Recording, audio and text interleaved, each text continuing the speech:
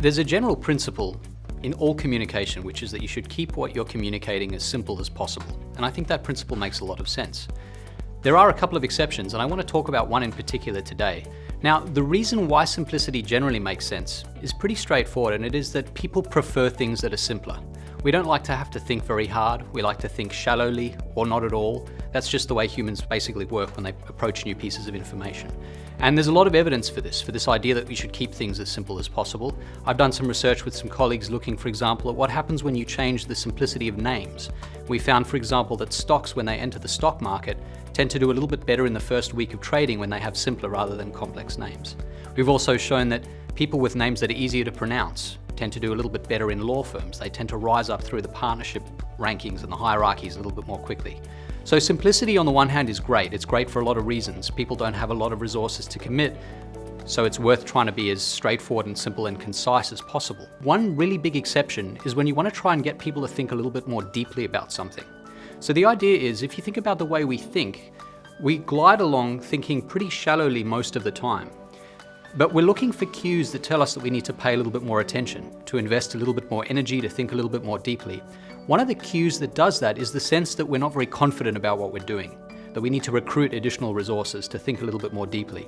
And so if you inject a little bit of complexity into what you're saying, if you pick a complex word, if you present something in a font that is suddenly very complex or hard to read, people take that as a sign that they need to commit extra resources. And we've seen this in a lot of different studies and a lot of different experiments. And so one example, when we asked people to look at reviews of MP3 players, we did this about 10 years ago, if you present the review in a font that's a little bit harder to read, they process what they're reading much more deeply. They remember more of the review, they tend to be more persuaded by it, they pay a lot more attention to it. So the lesson there is, if you're trying to convince people of some sort of new message, a little bit of complexity goes a long way, because people are likely to pay attention to what you're saying, to think a little bit more deeply about what it is that you're trying to convey. So it's very useful in that sense. It's also useful if you are trying to get people to think beyond their first intuitions. So there's some studies showing, for example, that if you write something in a complex font, people will pay more attention to it.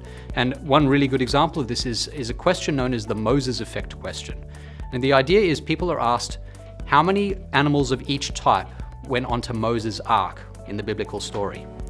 Now, at first, a lot of people say 2. We know there were 2 animals on the ark. The thing is, Moses didn't actually command the ark. The leader of the ark was Noah. And people are much more likely to recognize that, to go past the initial intuitive response of 2 if they see that question presented in a complex font.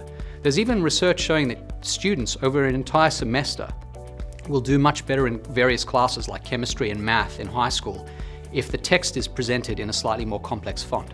So the lesson there is, simplicity is great, but when you want to get people to think a little bit more deeply about something, present it in a complex font.